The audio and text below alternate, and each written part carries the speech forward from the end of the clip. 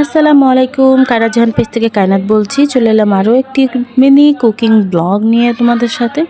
যেহেতু শরৎ চলতেছে, কাশফুলের মৌসুম চলতেছে, তাই ভাবলাম কাশফুলের একটি সুন্দর মনোরম দৃশ্য তোমাদের সাথে শেয়ার করি। বর্তমানে কাশফুল পাওয়া খুব মুশকিল, কিন্তু সত্যি কিছু কিছু জায়গায় আছে। তো চলো রান্নায় চলে যাই। তো আজকে রেসিপিতে ছিল নলা মাছ ভুনা। তো এখানে দেখো আমি মাছগুলো ধুয়ে কেটে একদম মশলা মাখিয়ে নিয়ে লাল লাল করে ভেজে নিচ্ছি।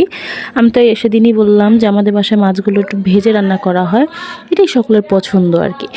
তারপর সেই মাছ ভাজার তেলেই আমি পেঁয়াজ কুচি দিয়ে ভাজা ভাজা হয়ে এলে একে একে টমেটো, একটু আদা রসুন দিয়েছিলাম, যেটা আমি বিরিয়ানিতে ভুলে গেছি। তারপর হলুদ গুঁড়ো, মরিচ গুঁড়ো, লবণ দিয়ে একদম মশলাটা ভালোভাবে কষিয়ে নিয়ে এখানে পানি অ্যাড করে দিব যতটুকু আমার প্রয়োজন, যেহেতু আমি ভুনা ভুনা করব।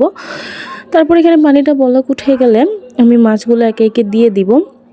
তারপর ঝোলটা শুকিয়ে এলে এখানে আমি কিছু মটরশুঁটি অ্যাড করে দিব আর কাঁচামরিচ। আর যখন একদম চচ্চড়ি হয়ে আসবে তখন আমি ধনেপাতা দিয়ে নামিয়ে ফেলবো। এটাই ছিল ফাইনাল লুক।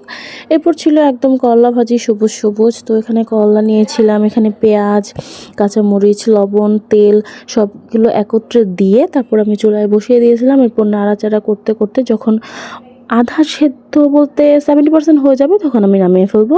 এভাবেই আমরা করলা ভাজি খাই। তো আজকের জন্য এতটুকু, আল্লাহ হাফেজ।